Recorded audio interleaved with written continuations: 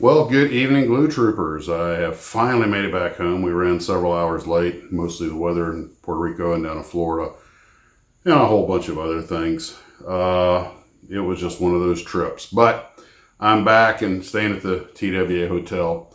Kind of was a compensation for it. So I was surprised when I got back to find a box.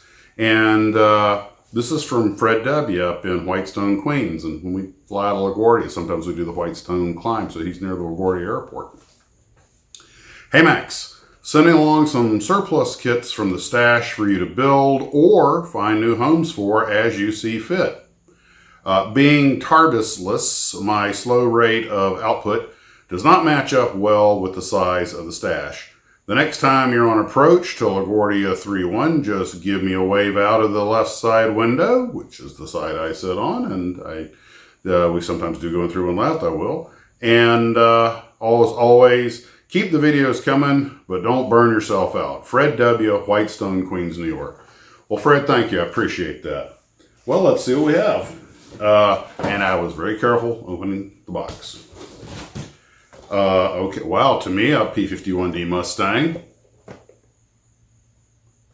Absolutely a winner kit.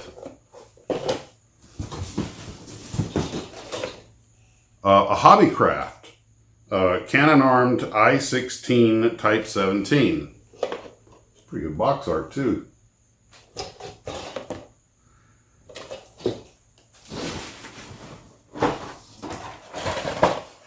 Revell Messerschmitt Me-109G, the Lone Eagles.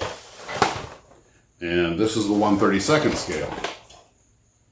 I'll be interested to see how this stacks up against the old G model, the Gustav model that I built that was like a 1967 or something issue. I want to see if this is obviously a much later one, and it looks like, judging by the black tulip paint scheme, it looks like Eric Hartman's airplane.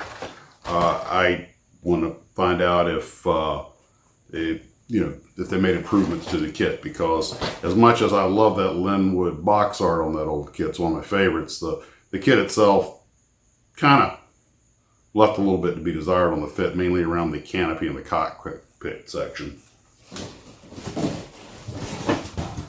Here we have the Revell Lone Eagles FW190 D9, which I believe the D9 was the one they called the Dora, 1/32nd scale.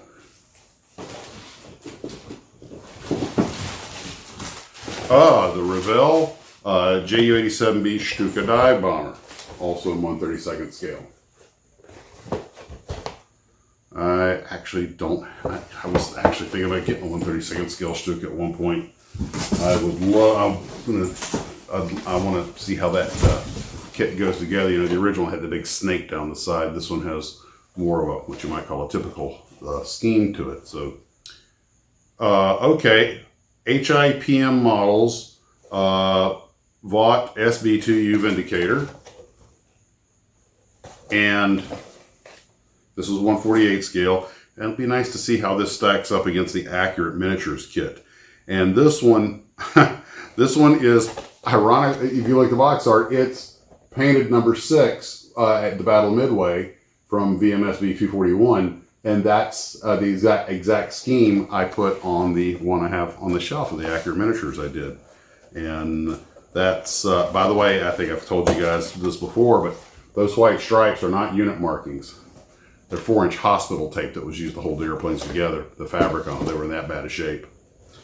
The Marines didn't complain. They just went to war. They were Marines. Ooh, this is a whopper. Jeez, this. Wow. This is nice. A 1/48 scale Junkers Ju-88A4, and they have all kinds of detail on the bottom, on the back. This is going to be a trick to paint. I'm going to have to get the spray gun set up to do the fine line painting. If I go with that scheme. One of the only contact Ju-88s in the world is at the U.S. Air Force Museum in Romanian markings, and I'm pretty sure it's one of them that Watson's Wizards brought over after the war. And a lot of people say that it was kind of their B-25 Mitchell, their dual twin, but a lot of people think it was or at least one of the best twin-inch medium bombers the entire war. I'm inclined to agree. Probably had 40 different jobs. Well, Fred, thank you. That's wonderful. I'm going to get these over to the Tarbis tomorrow. We've got so many things. I've got 6 days off. I want to put out a lot of content. And plan on a live stream Saturday at 2 o'clock as normal. I have a couple of little things to announce, some things we're going to try and do, but I'm also trying to get to work on the Peerless Max videos. I'm waiting for a couple of viewers said they were going to send me some pictures and some information. I want to give them a couple more days, and then I'll see if I can get cracking on it. Also got, real world stuff, things that I have to get done, so that's going to take up some time. But anyway, that's where we're at with all that. I know you guys are, well, I'll tell you what, I'll just give you the quick rundown right now. We're doing the group build on the B-25s, and I've already picked the one that I'm going to build. And I think we're going to run also another parallel group build that I'm going to talk about in some detail on the live stream. But it kind of got triggered by a friend of mine who asked me if he could build that Beaumark, that Revell Beaumark that was sent to me. And there's a whole story behind that I'll get into in detail on the live stream. And also, as I was doing some stuff today, I came across some of those beautiful prints that Tom Daniel sent me, TD sent me, of some of his aviation artwork.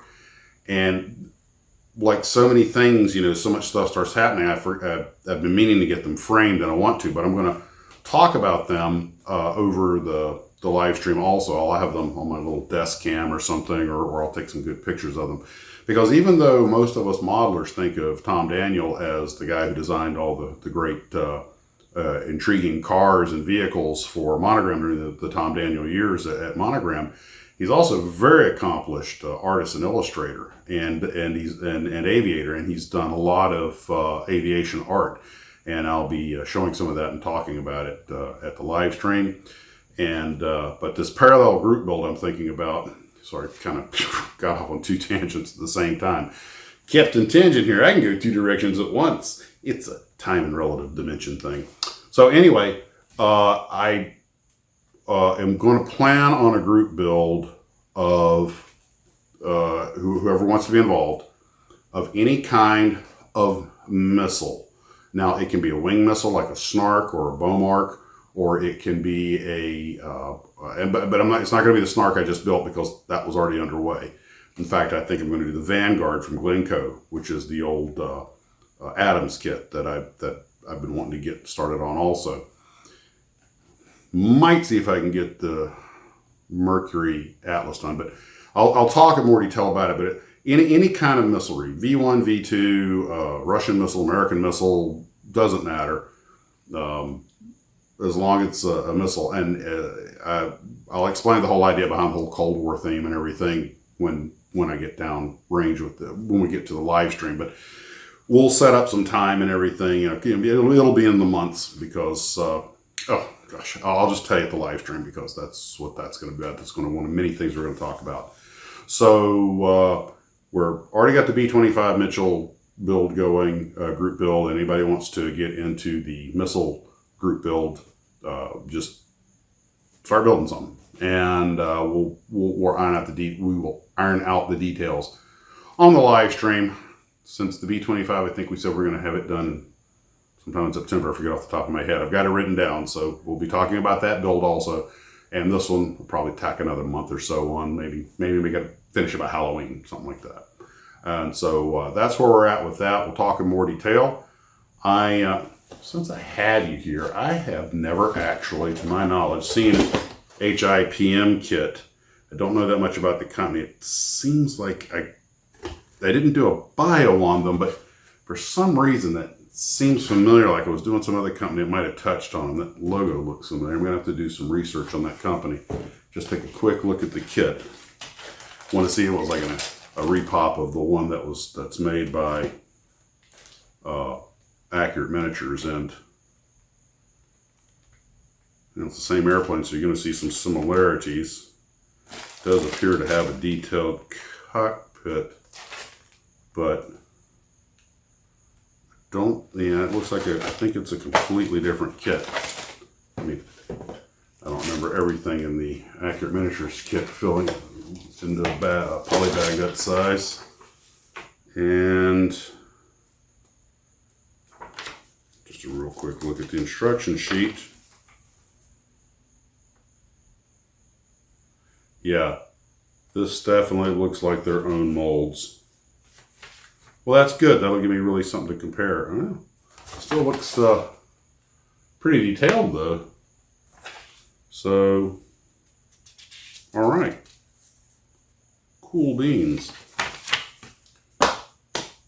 Well, I did number 6, so I'll probably make this one number 2, which is another one that was photographed and had some imagery on it.